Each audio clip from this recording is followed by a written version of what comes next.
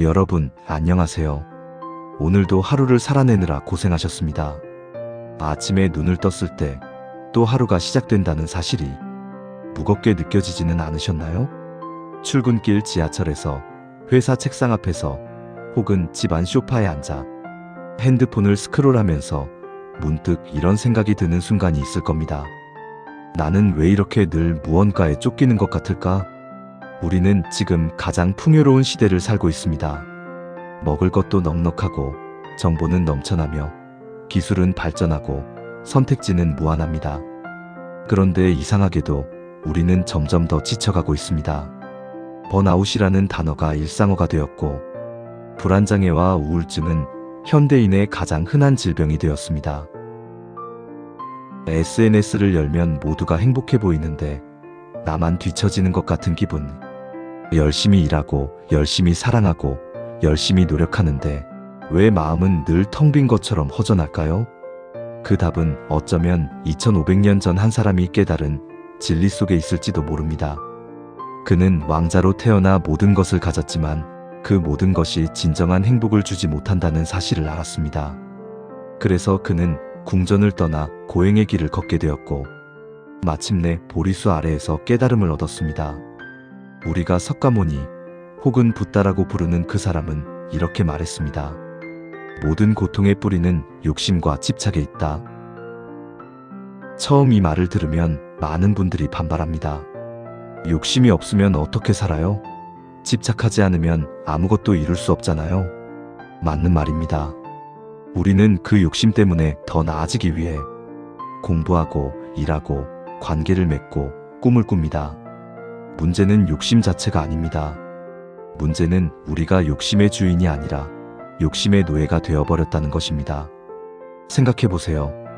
여러분은 지난 한 달 동안 진정으로 만족스러웠던 순간이 얼마나 되나요? 월급을 받았을 때 그 기쁨은 며칠이나 갔나요? 좋아하는 사람에게 기다렸던 연락이 왔을 때 그 설렘은 얼마나 지속되었나요? 우리는 무언가를 얻으면 기쁨은 잠시, 곧 다음 것을 욕망하게 됩니다. 이번 달 목표를 달성하면 다음 달 더 높은 목표가 기다리고, 이 옷을 사면 또 다른 옷이 눈에 들어오고, 이 사람과 가까워지면 그 사람의 마음이 궁금해집니다. 욕심과 집착은 우리를 끝없는 쳇바퀴 위에 올려놓습니다. 쳇바퀴는 빠르게 돌아가지만 우리는 한 발짝도 앞으로 나아가지 못합니다. 그저 달리고 달릴 뿐입니다. 숨이 차고, 다리가 아프고, 마음이 지쳐도 멈출 수가 없습니다. 왜냐하면 우리는 믿고 있기 때문입니다. 조금만 더 달리면 행복할 거야. 조금만 더 가지면 만족할 거야.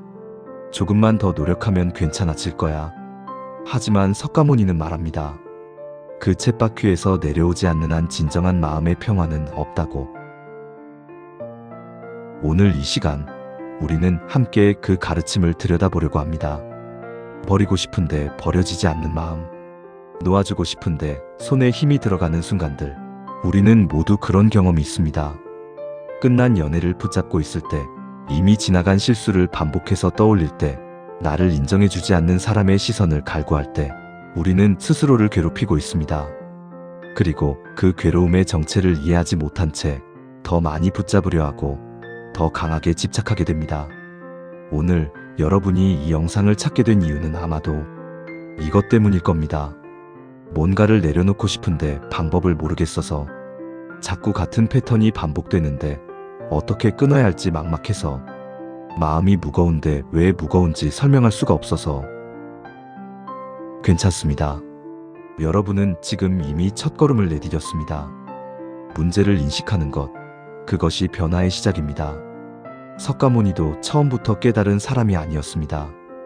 그는 고통을 마주했고, 질문했고, 탐구했고, 마침내 답을 찾았습니다. 여러분도 그럴 수 있습니다. 지금부터 우리가 함께 걸어갈 이 길은 쉽지 않을 수도 있습니다. 때로는 불편하고, 때로는 아플 수도 있습니다. 왜냐하면 우리는 오랫동안 붙들고 있던 것들을 들여다봐야 하니까요. 하지만 이 길의 끝에는 자유가 있습니다. 가벼움이 있습니다. 진정한 평화가 있습니다. 준비되셨나요? 그럼 이제 시작해 보겠습니다. 석가모니가 말하는 탐, 즉 욕심은 단순히 무언가를 원하는 마음이 아닙니다. 그것은 없으면 불안하고 있어도 만족하지 못하는 갈증입니다. 이 욕심은 인간의 가장 근본적인 심리 메커니즘과 연결되어 있습니다.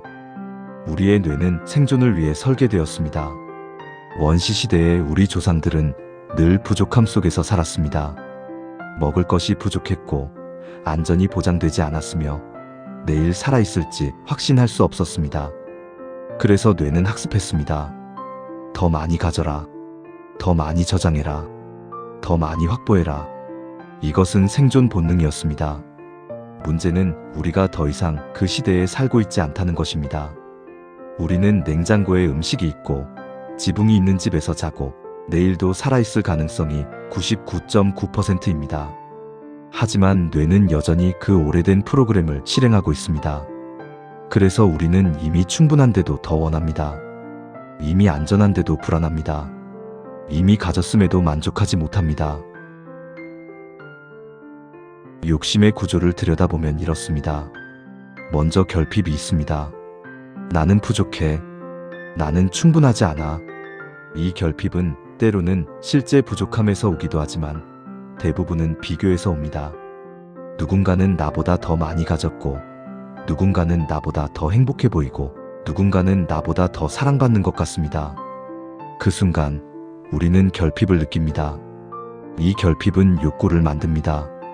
저것을 가져야 해. 저 사람처럼 되어야 해. 저 상태에 도달해야 해. 욕구는 목표를 만들고 우리는 그 목표를 향해 달려갑니다. 여기까지는 자연스럽습니다. 문제는 다음 단계입니다. 욕구가 강렬해지면 충동이 됩니다. 충동은 이성을 마비시킵니다. 우리는 더 이상 이것이 정말 필요한가? 묻지 않습니다. 그냥 가져야만 합니다. 지금 당장. 그래서 필요하지도 않은 물건을 사고 사랑하지도 않는 사람에게 집착하고 하기 싫은 일을 억지로 합니다. 충동은 이것을 얻지 못하면 넌 불행할 거야 라고 말하니까요. 그리고 이것이 반복됩니다. 무언가를 얻으면 잠깐 기분이 좋아집니다. 도파민이 분비됩니다. 뇌는 이것을 학습합니다. 아, 이것을 얻으면 기분이 좋아지는구나. 그래서 다음에도 같은 것을 추구합니다. 하지만 도파민의 효과는 점점 약해집니다. 같은 자극으로는 같은 만족을 느낄 수 없습니다. 그래서 우리는 계속해서 더 강한 자극을, 더 많은 것을, 더 큰 성취를 원하게 됩니다. 이것이 바로 중독의 메커니즘입니다. 욕심은 중독과 같은 구조를 가지고 있습니다. 처음에는 작은 것으로 만족했는데 점점 더 많은 것이 필요해집니다. 그리고 그것을 얻지 못하면 금단 증상처럼 불안하고 초조해집니다. 이제 구체적인 예시를 들어보겠습니다. 먼저 돈에 대한 집착입니다. 우리는 모두 돈이 필요합니다. 돈은 생존의 도구이고 자유의 수단입니다. 문제는 얼마면 충분한가에 대한 답이 없다는 것입니다. 연봉 3천일 때는 4천만 되면 행복할 것 같았습니다. 4천이 되면 5천을 원합니다. 5천이 되면 7천을, 그 다음엔 1억을 꿈꿉니다. 그리고 1억을 벌어도 주변에 더 많이 버는 사람이 있다면 다시 부족함을 느낍니다.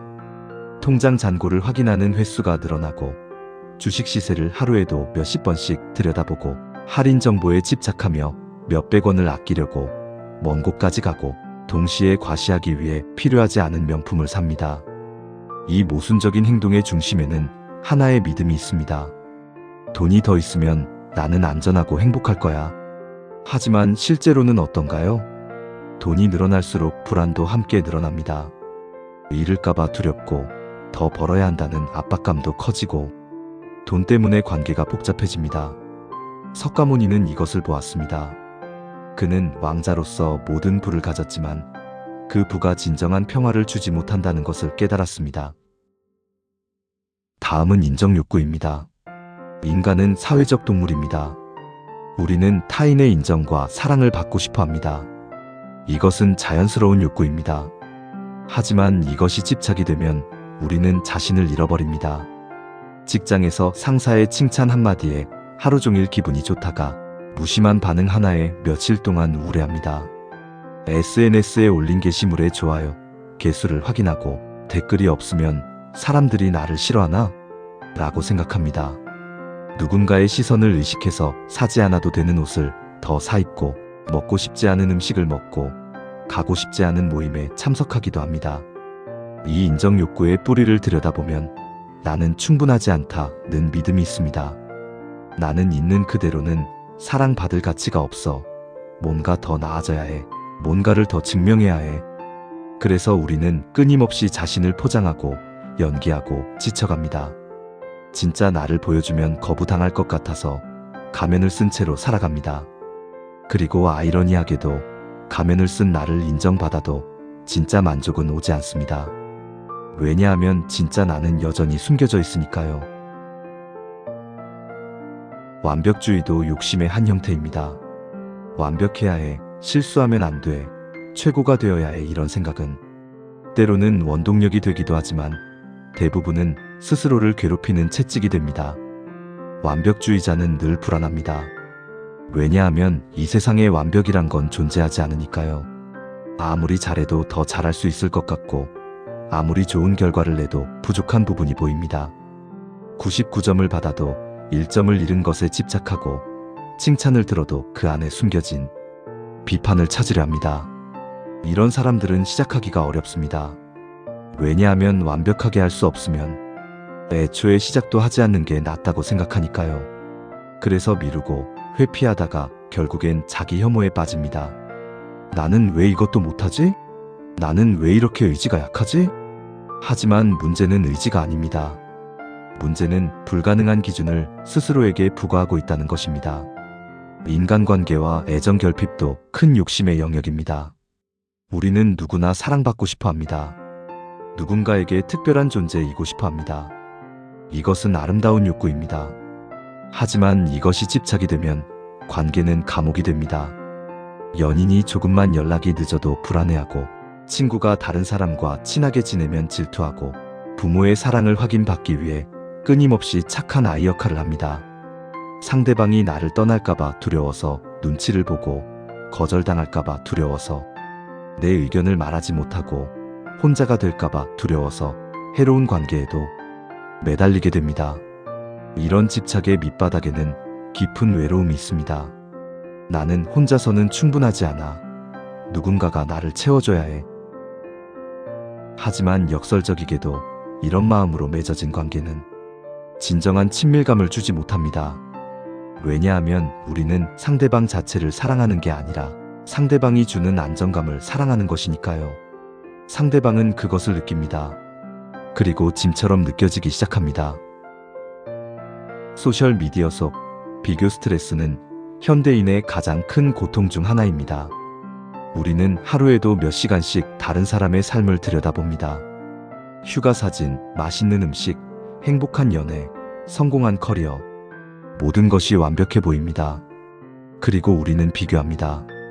저 사람은 저렇게 사는데 나는 왜 이 모양이지? 하지만 우리가 보는 것은 현실이 아니라 그 사람 인생에서 일부 편집된 하이라이트일 뿐입니다. 아무도 자신의 불안, 실패, 외로움을 올리진 않습니다. 그래서 우리는 착각합니다. 모두가 나보다 행복하고 나만 뒤처지고 있다고. 이 비교는 끝이 없습니다. 왜냐하면 비교 대상은 무한하니까요. 세상에는 항상 나보다 더 예쁜 사람, 더 똑똑한 사람, 더 성공한 사람이 있습니다. 이제 중요한 관점 하나를 추가하겠습니다. 욕심이 나쁜 것은 아닙니다. 욕심은 에너지입니다. 원동력, 동기부여가 되어주기도 합니다. 욕심이 있기 때문에 우리는 성장하고 배우고 도전합니다.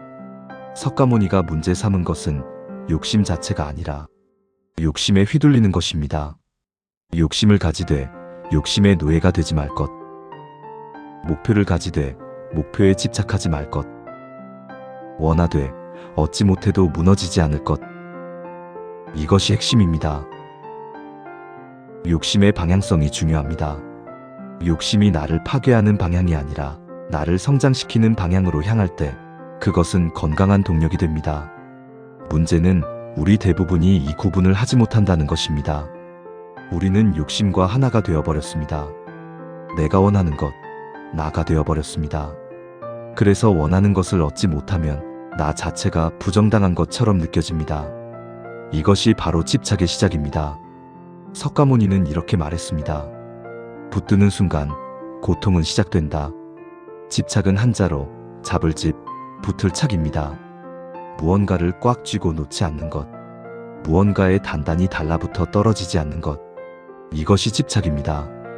그리고 이 집착이야말로 우리 고통의 핵심 메커니즘입니다. 왜 우리는 집착할까요? 집착이 생기는 이유는 크게 세 가지입니다. 첫째, 불안입니다. 우리는 미래를 알 수 없습니다. 내일 무슨 일이 일어날지, 다음 달에 내가 어떻게 될지, 1년 후에 이 관계가 유지될지 알 수 없습니다. 이 불확실성은 본능적으로 불안을 만듭니다. 그래서 우리는 확실함을 원합니다. 통제하고 싶어 합니다.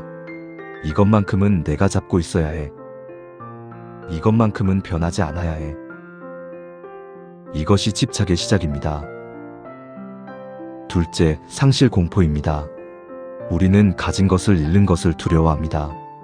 연인을 잃을까봐, 직장을 잃을까봐, 건강을 잃을까봐, 젊음을 잃을까봐, 심지어 지금의 나를 잃을까봐 두렵습니다. 이 두려움은 합리적일 때도 있지만 대부분은 과도합니다. 놓치면 안 돼. 잃으면 안 돼. 변하면 안 돼. 이 과도한 두려움들이 집착을 만들게 됩니다. 셋째, 통제 욕구입니다. 인간은 자신의 삶을 통제하고 싶어 합니다. 계획한 대로, 원하는 대로 일이 진행되기를 바랍니다. 하지만 세상은 우리 뜻대로 움직이지 않습니다. 사람은 내 마음대로 바뀌지 않고 상황은 예상치 못한 방향으로 흘러가고 결과는 기대와 다릅니다. 이 괴리가 우리를 불편하게 만듭니다. 그래서 우리는 더 강하게 통제하려 하고 더 단단히 붙잡으려 합니다.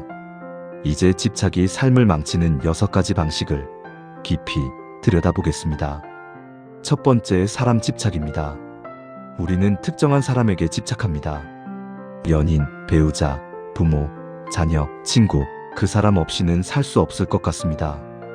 그 사람이 내 삶의 전부가 됩니다.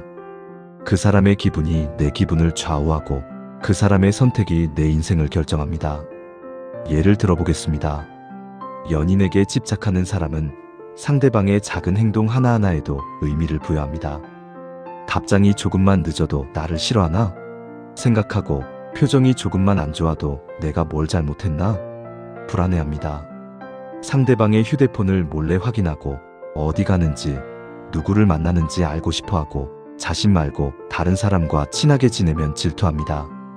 이런 집착은 사랑이 아닙니다. 소유욕입니다. 상대방을 독립적인 인격체로 보는 게 아니라 나의 불안을 해소해주는 도구로 보는 것입니다. 그리고 이런 관계는 결국 얼마 가지 않아 끝이 나게 됩니다. 그 누구도 평생 다른 사람의 불안을 책임질 수는 없으니까요. 부모가 자녀에게 집착하는 경우도 있습니다. 내가 널 위해 이렇게 희생했는데 넌 왜 내 말을 안 들어? 이것은 사랑이 아니라 거래입니다. 자녀를 독립적인 인간으로 존중하는 것이 아니라 내 기대를 채워줘야 하는 존재로 보는 것입니다. 그리고 자녀는 죄책감과 압박감에 시달립니다. 사람 집착의 뿌리에는 나는 혼자서는 불완전해라는 믿음이 있습니다. 하지만 진실은 이것입니다. 우리는 태어날 때도 혼자였고 죽을 때도 혼자입니다. 관계는 아름답고 소중하지만 관계가 나를 완성시켜주지는 않습니다. 나는 이미 완전합니다. 다만 그것을 잊고 살고 있을 뿐입니다. 두 번째, 결과 집착입니다.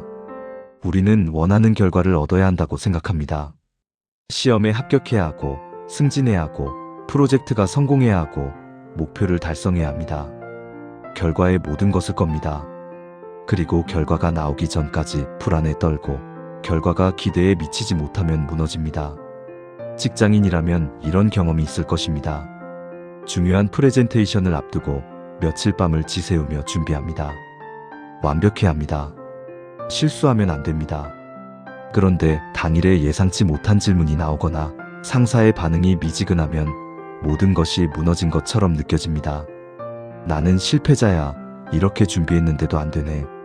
하지만 생각해보세요. 과정은 어땠나요? 준비하면서 배운 것은 없었나요? 성장한 부분은 없었나요? 결과가 전부가 되는 순간 우리는 과정의 가치를 놓칩니다. 그리고 결과는 대부분 우리가 완전히 통제할 수 없습니다. 아무리 잘해도 운이 나쁠 수 있고 예상치 못했던 외부에서의 변수가 개입할 수도 있습니다. 석가모니는 말합니다. 결과에 집착하지 말고 최선을 다하되 결과는 받아들여라. 이것은 노력하지 말라는 뜻이 아닙니다. 노력은 하되 노력의 결과가 내 기대와 다를 수 있다는 것을 인정하라는 뜻입니다. 그리고 그 다름이 실패가 아니라 또 다른 가능성일 수 있다는 것을 이해하라는 뜻입니다. 세 번째, 과거 집착입니다. 우리는 과거에 매달립니다.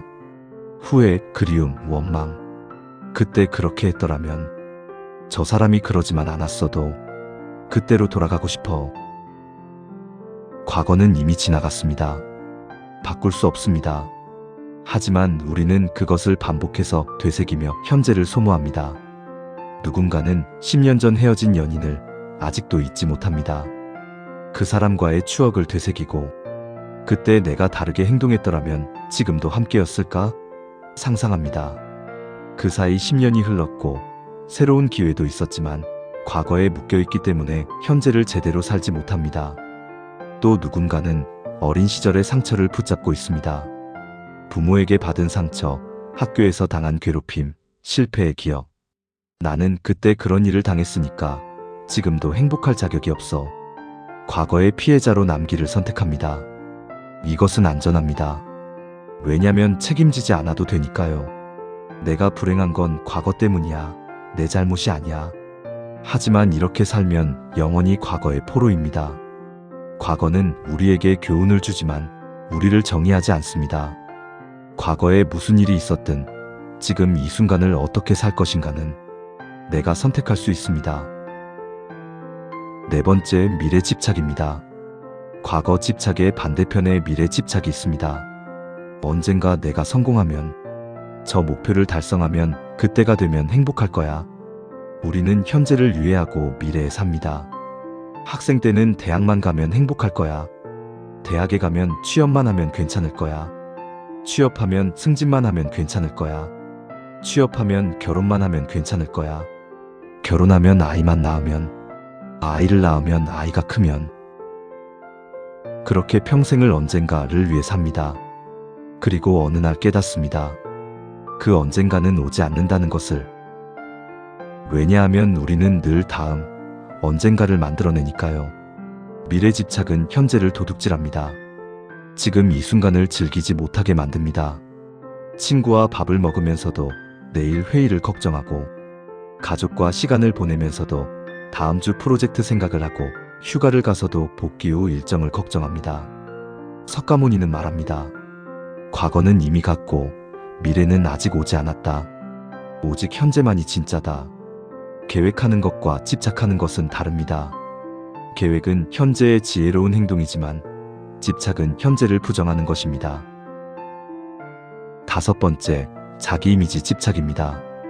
우리는 특정한 자기 이미지를 만들고 그것에 집착합니다. 나는 착한 사람이야. 나는 강한 사람이야. 나는 똑똑한 사람이야. 그리고 그 이미지를 지키기 위해 안간힘을 씁니다. 착한 사람으로 보이기 위해 하기 싫은 일도 거절하지 못하고, 강한 사람으로 보이기 위해 약한 모습을 숨기고, 똑똑한 사람으로 보이기 위해 모르는 것도 아는 척합니다. 그리고 그 이미지가 흔들릴 때 패닉에 빠집니다. 한번 실수하면 나는 완벽하지 않네. 나는 가치가 없어. 한번 거절하면 나는 이기적이네. 나는 나쁜 사람이야. 한번 울면 나는 약하네. 나는 실패자야. 우리는 스스로 만든 틀 안에 자신을 가둡니다. 하지만 인간은 복잡합니다.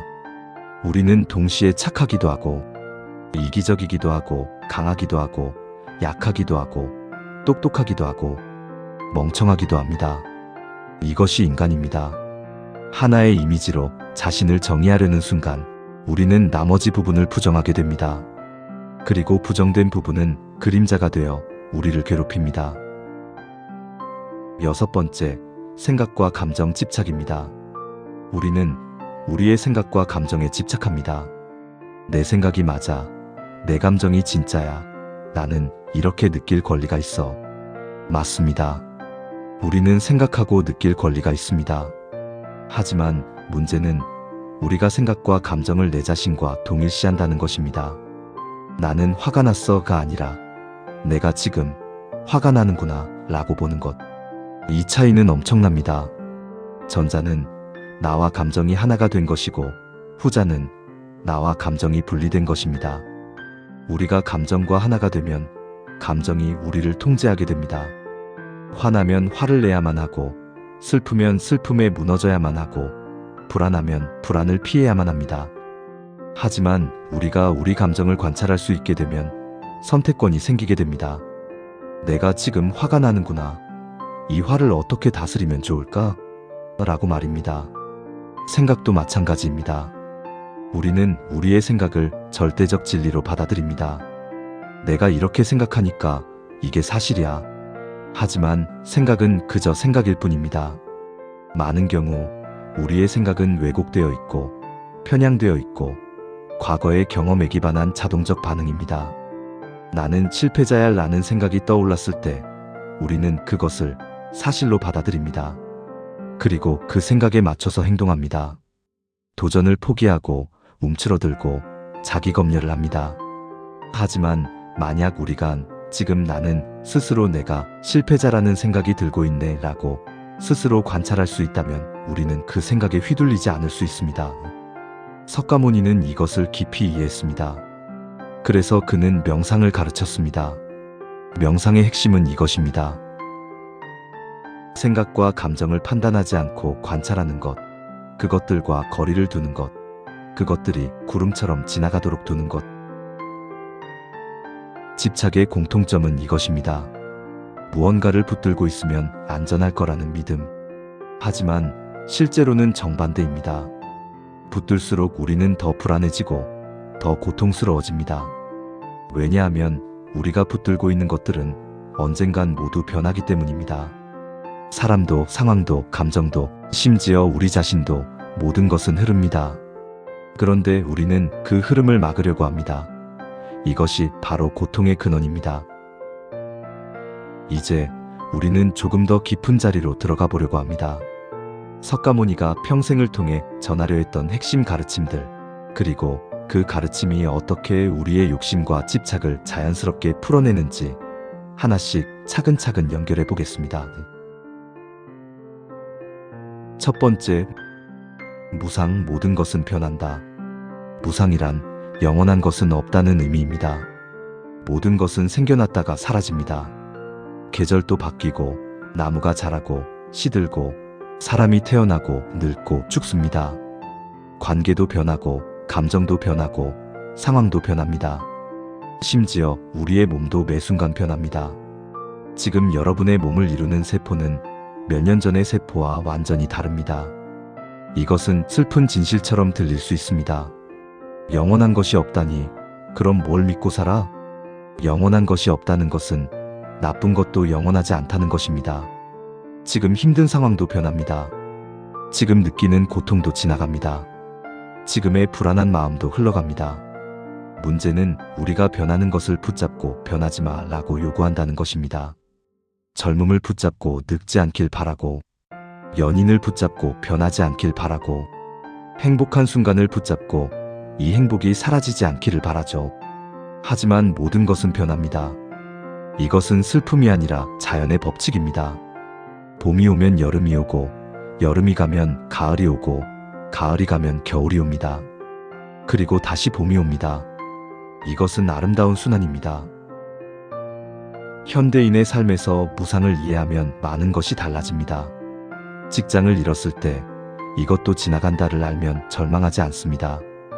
연애가 끝났을 때 관계는 영원하지 않다를 이해하면 집착하지 않습니다. 성공했을 때 이것도 변한다를 기억하면 교만하지 않습니다. 실패했을 때 이것도 변한다를 기억하면 포기하지 않습니다. 무상을 받아들이는 것은 체념이 아닙니다. 오히려 진정한 현실주의입니다. 변화를 인정하고 변화에 맞춰 유연하게 대응하는 것, 이것이 지혜입니다. 나무는 바람에 저항하지 않고 흔들립니다. 그래서 부러지지 않습니다.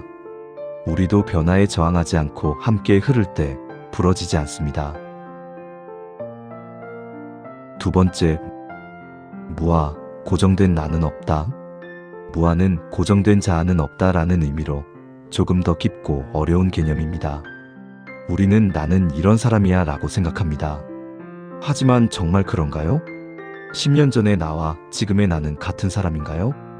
외모도 다르고 생각도 다르고 가치관도 다르고 좋아하는 것도 다릅니다. 그럼 어떤 것이 진짜 나인가요? 어린 시절의 나, 지금의 나, 아니면 10년 후의 나? 더 깊이 들어가 보겠습니다. 지금 이 순간의 나도 고정되어 있지 않습니다. 집에 있을 때의 나, 회사에서의 나, 친구들과 있을 때의 나, 연인과 함께일 때의 나 모두 다릅니다. 그럼 어떤 것이 진짜 나인가요? 사실은 모두 나이면서 동시에 어느 것도 완전한 나가 아닙니다.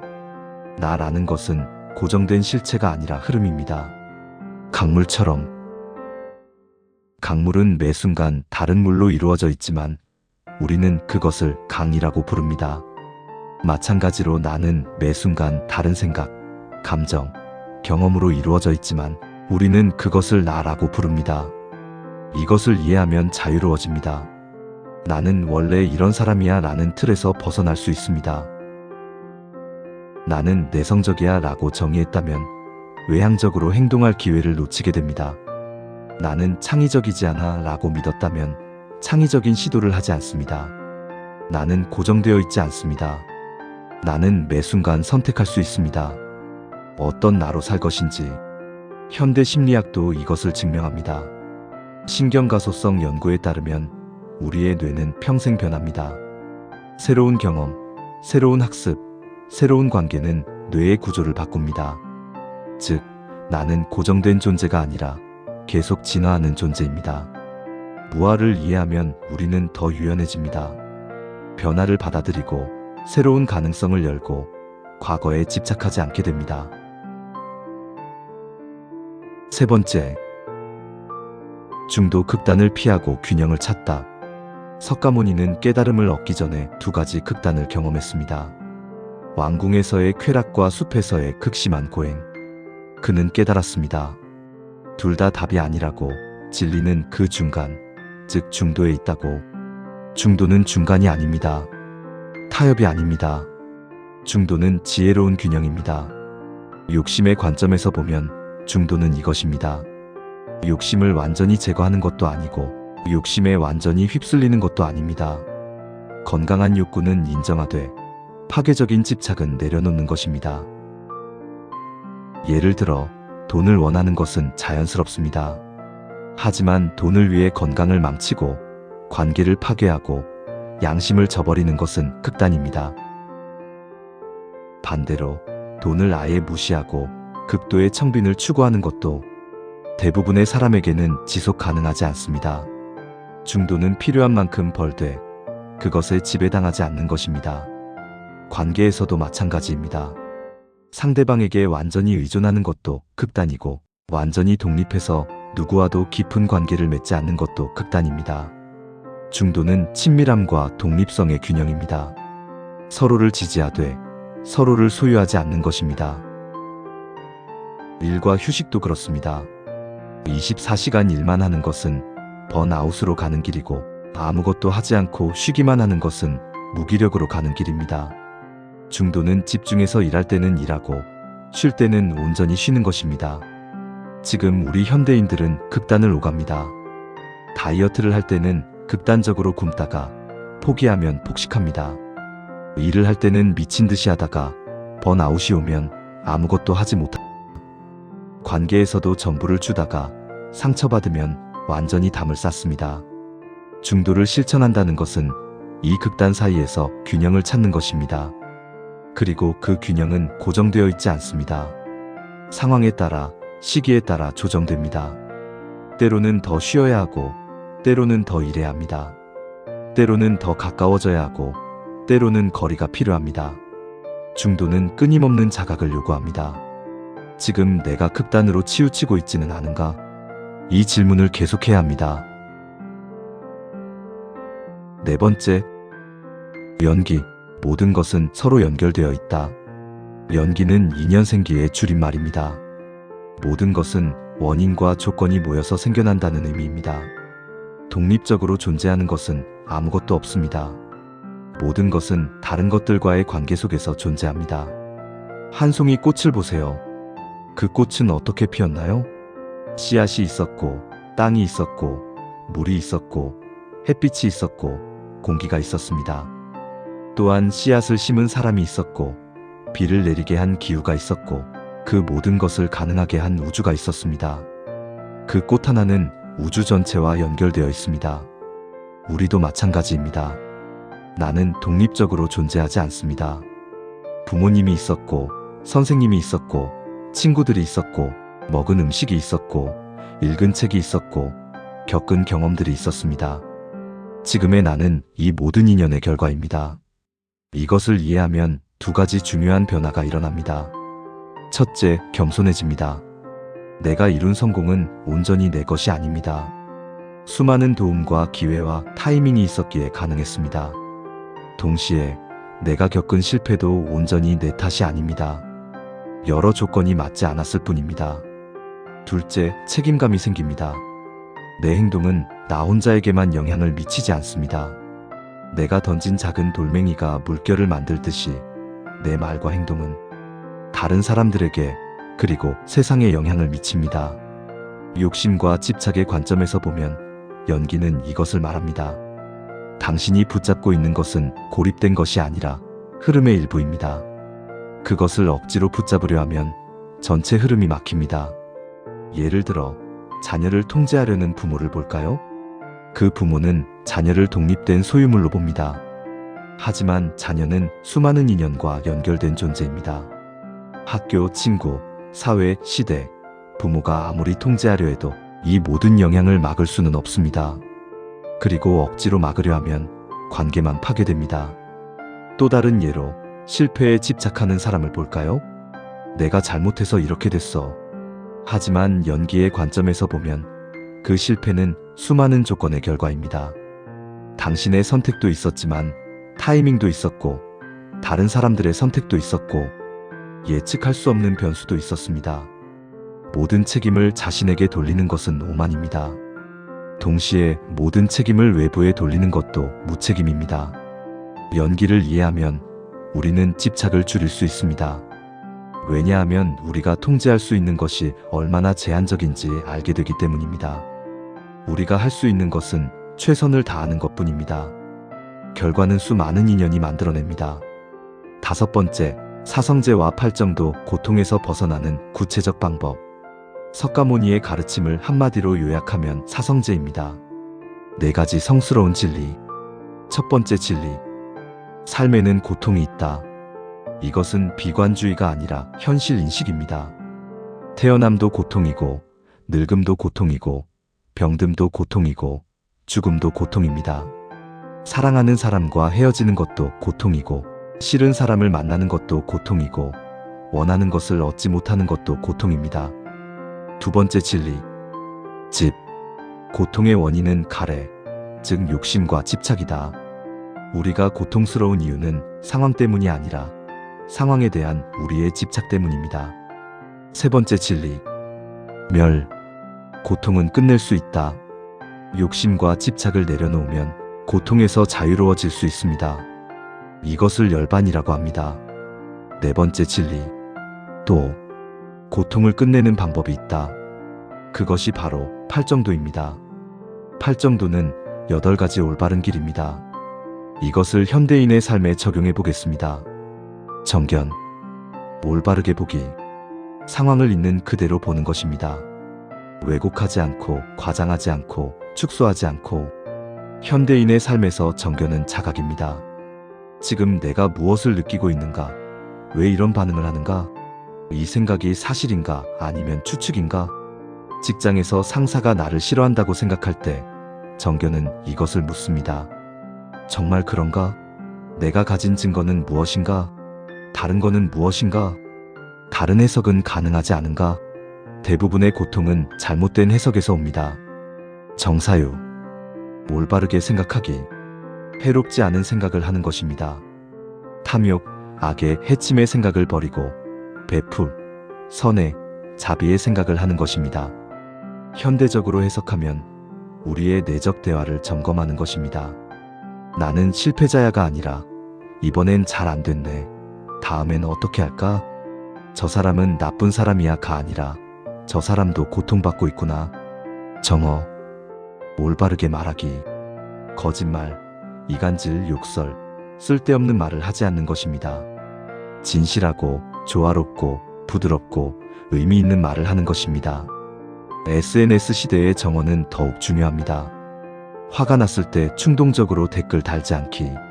다른 사람을 판단하고 비난하는 말 줄이기. 이 말이 나와 상대방에게 도움이 되는가 라고 말하기 전에 한 번 더 생각하기. 정업. 올바르게 행동하기. 살생, 도둑질, 그리고 사음을 하지 않는 것입니다. 생명을 존중하고 주어지지 않은 것을 취하지 않고 관계에서 해를 끼치지 않는 것입니다. 현대 삶에서 이것은 윤리적 행동입니다. 작은 부정직함도 하지 않기. 다른 사람의 시간과 노력을 존중하기. 관계에서 진실하고 책임감 있게 행동하기. 정명. 올바르게 생계 유지하기. 해로운 방식으로 돈을 벌지 않는 것입니다. 자신의 일이 세상에 해를 끼치지 않는지 돌아보는 것입니다. 현대인에게 이것은 일과 가치의 일치입니다. 내가 하는 일이 세상에 어떤 영향을 미치는가? 단지 돈을 위해서가 아니라 의미 있는 기여를 하고 있는가? 정정진. 올바르게 노력하기. 게으르지도 지나치게 애쓰지도 않는 것입니다. 중도의 노력입니다. 나쁜 것은 버리고 좋은 것은 키우되 균형을 잃지 않는 것입니다. 번아웃 시대 정정진은 이것입니다. 목표를 향해 나아가되 자신을 파괴하지 않기. 쉬는 것도 노력의 일부로 인정하기. 열심히가 아니라 지혜롭게 일하기. 정령. 올바르게 알아차리기. 지금 이 순간에 깨어있는 것입니다. 과거에 머물지 않고 미래에 빠지지 않고 지금을 경험하는 것입니다. 스마트폰을 보면서 밥을 먹고 TV를 보면서 대화를 하고 일을 하면서 다른 걱정을 하는 현대인에게 정념은 멀티태스킹을 멈추는 것입니다. 한 번에 한 가지만 하기. 지금 하고 있는 것에 완전히 존재하기. 정정.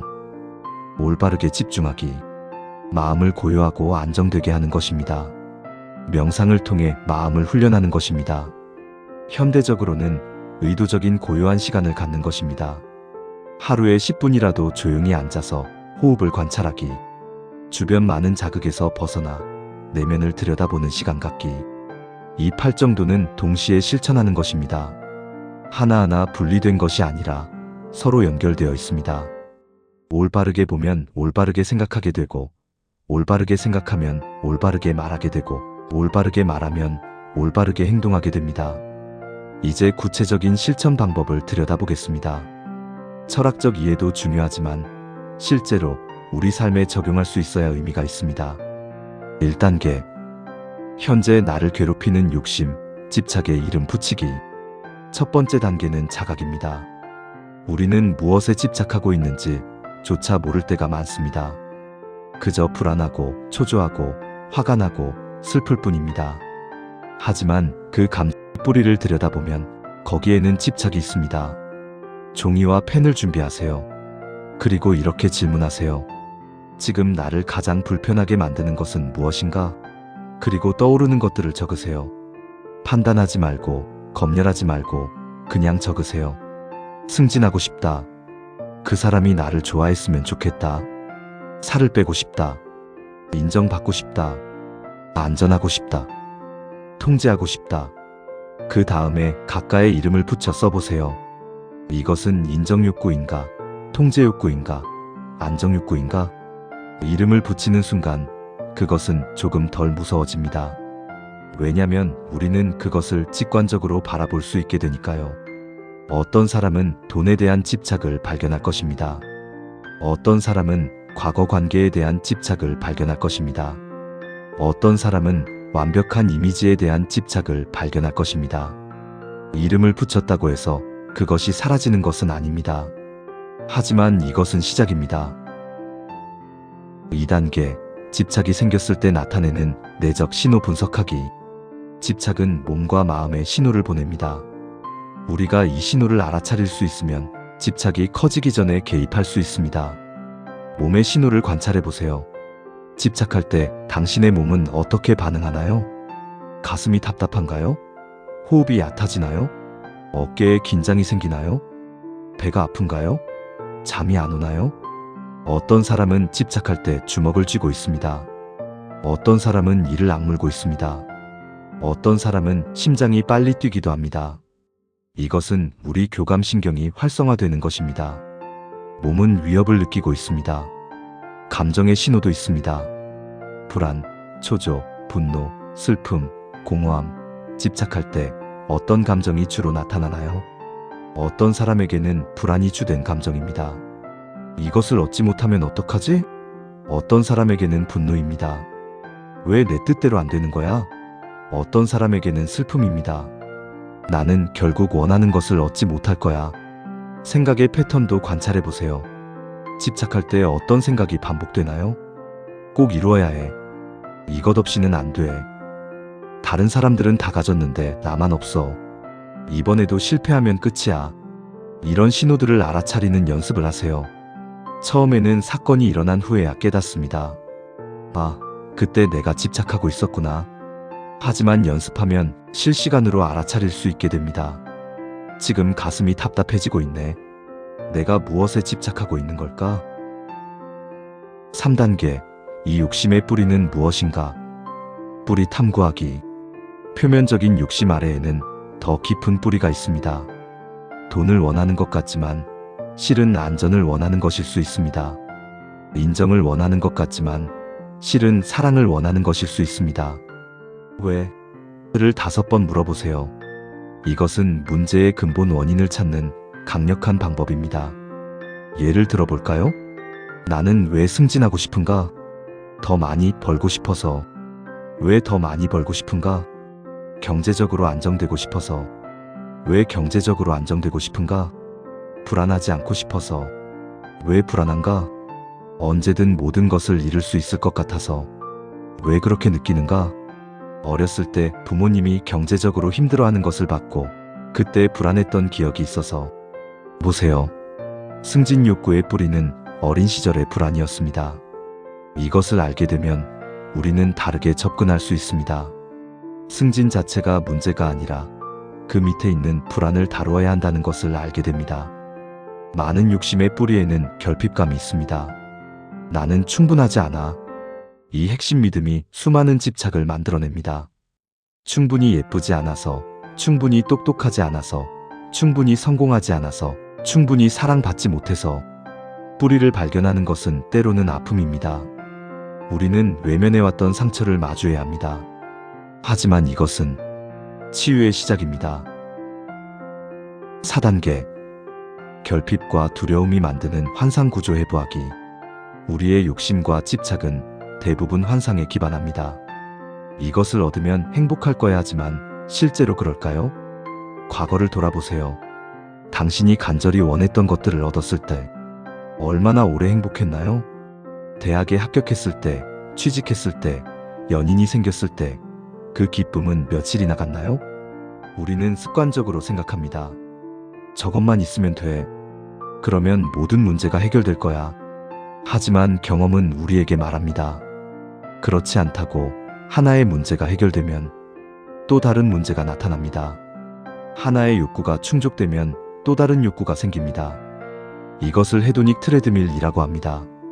우리는 쳇바퀴를 달리지만 행복의 기준선은 크게 변하지 않습니다. 또 다른 환상은 이것입니다. 이것을 잃으면 끝이야. 하지만 정말 그럴까요?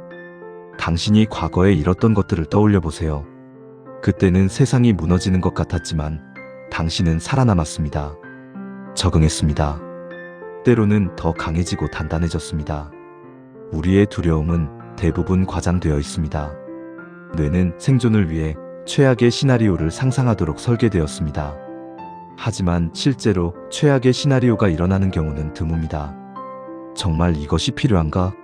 이것이 없이도 살 수 있지 않을까? 이것을 얻으면 정말 행복할까? 아니면 잠깐 기분이 좋다가 다시 원래대로 돌아올까? 이것은 냉소주의가 아닙니다. 현실주의입니다. 우리는 환상에서 깨어나야 자유로워질 수 있습니다. 5단계.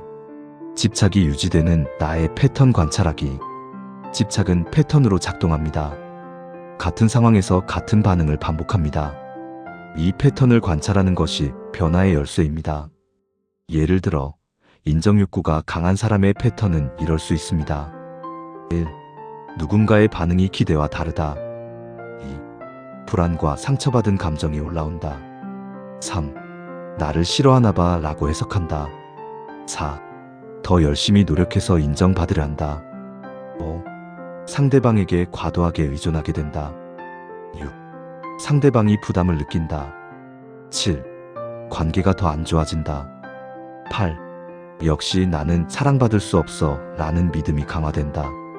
이 패턴은 자기실현적 예언이 됩니다. 우리의 집착이 우리가 두려워하는 결과를 만들어냅니다. 당신의 패턴은 무엇인가요? 어떤 상황에서 집착이 시작되나요? 집착할 때 어떤 행동을 하나요? 그 행동의 결과는 무엇인가요? 패턴을 글로 써보세요. 마치 다른 사람을 관찰하듯이. 이 사람은 불안할 때마다 핸드폰을 확인한다. 연인에게 연락이 오지 않으면 더 불안해져서 계속 메시지를 보낸다. 그러면 연인은 부담을 느끼고 더 연락을 안 한다. 패턴을 보게 되면 우리는 그것에서 벗어날 가능성이 생깁니다. 아, 또 이 패턴이 시작되고 있구나. 이번에는 다르게 해볼까? 라고 생각해 보세요. 6단계. 욕심, 집착을 줄이는 환경 세팅 방법. 의지력만으로는 한계가 있습니다. 환경이 중요합니다. 환경을 바꾸면 행동이 바뀝니다. 관계에서 집착을 줄이려면 독립적인 활동을 늘리세요. 연인이나 친구에게만 의존하지 말고 다양한 사람들을 만나고 혼자 하는 취미를 가지세요. 한 사람에게 모든 것을 의존하면 그 사람에게 집착하게 됩니다. SNS 비교 집착을 줄이려면 물리적으로 거리를 두세요. 앱을 삭제하거나 알림을 끄거나 사용 시간을 제한하세요. 의지로 참겠어가 아니라 애초에 볼 수 없게 만드는 것입니다. 물질적 욕심을 줄이려면 쇼핑 환경을 조정하세요. 쇼핑 앱을 지우고 쇼핑몰에 가는 빈도를 줄이세요. 충동 구매는 자극에서 시작됩니다. 자극을 차단하면 충동도 줄어듭니다. 정보 과잉에 대한 집착을 줄이려면 미디어를 제한하세요. 하루 한 번 정해진 시간에만 미디어를 접하세요. 24시간 미디어에 노출되며 우리는 끊임없이 불안해집니다. 일 중독을 줄이려면 명확한 경계를 만드세요. 저녁 8시 이후에는 업무 메일 확인하지 않기, 주말에는 노트북을 열지 않기. 경계가 없으면 일은 끝없이 침범합니다. 환경을 조성하는 것은 자신을 믿지 않는 것이 아닙니다. 오히려 자신을 이해하는 것입니다. 우리는 완벽하지 않고 유혹에 약하고 충동적일 때가 있습니다. 그래서 미리 준비하는 것입니다. 7단계. 내려놓기 대신 흐르게 두기라는 개념. 많은 사람들이 내려놓기를 오해합니다. 내려놓는다는 것이 포기하는 것, 무관심해지는 것, 아무것도 원하지 않는 것이라고 생각합니다. 하지만 그게 아닙니다. 내려놓기는 흐르게 두기입니다. 강물을 떠올려 보세요. 물은 흐릅니다. 우리가 손으로 물을 떠서 붙잡으려 하면 물은 손가락 사이로 빠져나갑니다. 하지만 우리가 손을 물속에 가만히 담그고 있으면 물은 우리 손을 감싸고 흐릅니다. 흐르게 둔다는 것은 경험을 허용하는 것입니다. 감정이 올라오면 그것을 느낍니다. 판단하지 않고 억압하지 않고 증폭시키지도 않고 그냥 있는 그대로 느낍니다. 그러면 감정은 스스로 흘러갑니다. 생각도 마찬가지입니다. 불안한 생각이 떠올랐을 때 이 생각을 없애야 해라고 저항하면 생각은 더 강해집니다. 하지만 지금 불안한 생각이 떠올랐네 라고 느끼면 생각은 구름처럼 지나갑니다. 관계에서도 흐르게 두는 것이 중요합니다. 상대방을 붙잡으려 하지 않고 상대방이 자신의 길을 가도록 허용하는 것입니다. 그렇다고 관계를 포기하는 것이 아닙니다. 오히려 진정한 친밀감은 자유를 허용할 때 생깁니다. 목표에 대해서도 마찬가지입니다. 목표를 포기하는 것이 아니라 결과에 집착하지 않는 것입니다. 최선을 다하되 결과는 우주에 맡기는 것입니다. 이것은 무책임이 아니라 겸손입니다. 우리가 통제할 수 있는 것은 노력뿐이고 결과는 수많은 요인에 달려 있다는 것을 인정하는 것입니다. 흐르게 두는 연습을 하세요. 불편한 감정이 올라올 때 그것을 부정하지 말고 그냥 느껴보세요. 상대방이 내 기대와 다르게 행동할 때 바꾸려 하지 말고 그대로 받아들여 보세요. 계획이 틀어질 땐 좌절하지 말고 새로운 가능성을 찾아보세요. 처음에는 어색하게 느껴질 수도 있습니다. 우리는 통제에 익숙하니까요. 하지만 연습하다 보면 흐르게 두는 것이 얼마나 편안한지 알게 될 것입니다. 8단계. 마음의 여백을 만드는 습관 10가지. 집착은 마음이 꽉 차 있을 때 생깁니다. 여백이 없으면 새로운 것이 들어올 공간이 없습니다. 첫째, 아침에 5분 일찍 일어나서 조용히 앉아있기. 아무것도 하지 않고 그냥 존재하기. 이것만으로도 하루가 달라집니다. 둘째, 하루에 한 번 디지털 디톡스 시간 갖기. 30분이라도 핸드폰을 멀리 두고 자극 없이 지내기. 처음엔 불안하지만 곧 평화로워집니다. 셋째, 걸으면서 주변을 관찰하기. 하늘, 나무, 사람들, 목적지에 도착하는 것만 생각하지 말고 걸어가는 과정 자체를 경험하기. 넷째, 식사할 때 천천히 먹기. 맛을 느끼고 씹는 감각을 느끼기. 스마트폰, TV를 보지 말고 음식에 집중하기. 다섯째, 하루 일과를 마친 후 10분 정리 시간 갖기. 하루 동안 무슨 일이 있었는지, 어떤 감정을 느꼈는지 돌아보기. 일기를 쓰거나 그냥 생각만 하셔도 좋습니다. 여섯째, 일주일에 한 번은 아무 계획도 없는 시간 갖기. 해야 할 것에 쫓기지 하고 싶은 것 하기. 아니면 아무것도 하지 않기. 일곱째, 대화할 때 상대방의 말을 끝까지 듣기. 내 답변을 준비하지 말고 정말로 집중해서 들어주기. 침묵을 두려워하지 않기. 여덟째, 자연 속에서 시간 보내기. 공원, 산, 바다. 자연은 우리에게 흐름을 가르쳐 줍니다. 아홉째, 하던 일을 멈추고 깊게 호흡하기. 하루에 몇 번이라도 3번 깊게 들이쉬고 내쉬는 것만으로도 마음이 진정됩니다. 열째, 잠들기 전 감사한 것 3가지 떠올리기. 크지 않아도 좋습니다. 따뜻한 침대, 맛있었던 식사, 누군가의 미소. 감사는 마음의 여백을 만듭니다. 이 습관들은 작아 보이지만 축적되면 엄청난 변화를 만듭니다. 9단계. 잃을까봐 두려워하는 마음을 다루는 법. 상실 공포는 집착의 핵심입니다. 우리는 가진 것을 잃을까봐 두렵습니다. 이 두려움을 다루는 방법들입니다. 첫째, 최악의 시나리오를 구체적으로 상상해 보세요. 정말로 잃으면 어떻게 될까요? 대부분의 경우 우리는 살아남을 수 있습니다. 힘들겠지만 적응할 수 있습니다. 이것을 인정하면 두려움이 줄어들게 됩니다. 둘째, 과거에 잃었던 경험을 떠올려 보세요. 그때도 세상이 끝나는 것만 같았지만 당신은 여전히 여기에 있습니다. 당신은 당신이 생각하는 것보다 더 강합니다. 셋째, 소유와 정체성을 분리하세요. 나는 이 직업이 있는 사람이 아니라 나는 지금 이 직업을 하고 있는 사람입니다. 직업을 잃어도 나는 여전히 나입니다. 넷째, 잃는다는 프레임을 변화한다는 프레임으로 바꿔보세요.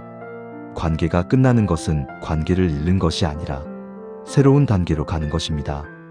아프지만 성장의 기회이기도 합니다. 다섯째, 애착 대상을 다양화하세요. 한 사람, 한 가지에만 의존하지 말고 여러 관계, 여러 활동, 여러 정체성을 가져보세요. 하나를 잃어도 전부를 잃는 것이 아니게 됩니다.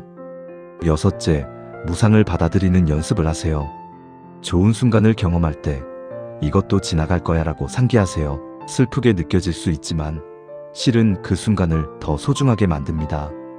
10단계. 내려놓기가 주는 장기적 변화. 내려놓기를 실천하면 장기적으로 놀라운 변화가 일어납니다. 첫째, 자존감이 안정됩니다. 더 이상 외부의 인정에 의존하지 않습니다. 다른 사람이 나를 어떻게 생각하든 나는 괜찮은 사람입니다. 둘째, 평온함이 찾아옵니다. 끊임없이 추구하고 비교하고 불안해하는 대신 지금 이 순간을 경험할 수 있습니다. 셋째, 관계가 깊어집니다. 집착에서 벗어나면 진정한 친밀감이 가능해집니다. 상대방을 있는 그대로 사랑할 수 있습니다. 넷째, 행동력이 생깁니다. 역설적이지만 결과에 덜 집착할수록 더 과감하게 시도할 수 있습니다. 실패를 두려워하지 않으니까요. 다섯째, 창의성이 자라납니다. 마음에 여백이 생기면 새로운 아이디어가 떠오를 공간이 생깁니다. 여섯째, 에너지가 넘칩니다. 집착은 엄청난 에너지를 소모합니다. 그 에너지가 해방되면 정말 중요한 것에 쓸 수 있습니다. 일곱째, 감사가 생깁니다. 당연하게 여겼던 것들이 감사하게 느껴집니다. 없을 때를 걱정하는 대신 있을 때를 즐길 수 있습니다. 비움의 미학을 일상에 적용하기. 집과 공간에서의 비움. 우리가 사는 공간은 우리 마음을 반영합니다. 어질러진 공간에서는 마음도 어질러집니다. 비움은 정리에서 시작됩니다. 당신의 집을 둘러보세요. 얼마나 많은 것들이 언젠간 쓸지도 몰라 라는 이유로 쌓여 있지 않나요? 1년 동안 사용하지 않은 것은 아마도 앞으로도 사용하지 않을 것입니다. 물건을 버리는 것은 집착을 내려놓는 연습입니다. 이것을 버리면 나중에 후회하지 않을까? 라는 두려움을 마주하고 그래도 놓아주는 것입니다. 미니멀리즘은 아무것도 갖지 않는 것이 아닙니다. 정말 필요하고 의미 있는 것만 갖는 것입니다. 각각의 물건이 자리를 차지하고 호흡할 공간이 생깁니다. 소비 습관도 점검하세요. 충동 구매는 대부분 내면의 결핍을 채우려는 시도입니다. 무언가를 사기 전에 물어보세요. 스스로에게. 이것이 정말 필요한가? 이미 비슷한 것이 있진 않나? 이것이 내 삶을 정말로 풍요롭게 할까? 관계에서의 비움. 모든 관계를 유지할 필요는 없습니다. 어떤 관계는 끝나도 괜찮습니다. 어떤 관계는 거리 조절이 필요합니다. 에너지를 앗아가는 관계가 있습니다. 만날 때마다 지치고 불편하고 자신이 아닌 것처럼 느껴지는 관계. 이런 관계에서 거리를 두는 것은 이기적이지 않습니다. 자기 보호입니다. 기대치를 비우세요. 상대방이 나를 행복하게 해줄 거라는 기대, 상대방이 나를 이해해 줄 거라는 기대, 상대방이 변할 거라는 기대. 이 기대들이 실망을 만듭니다. 감정적 거리를 조절하는 것도 비움입니다. 모든 사람에게 깊이 개입할 필요는 없습니다. 어떤 사람과는 가볍게 지내도 괜찮습니다. 마음에서의 비움. 판단을 비우세요. 이것은 좋다, 저것은 나쁘다라는 끊임없는 판단은 우리를 지치게 합니다. 있는 그대로 자신을 보는 연습을 하세요.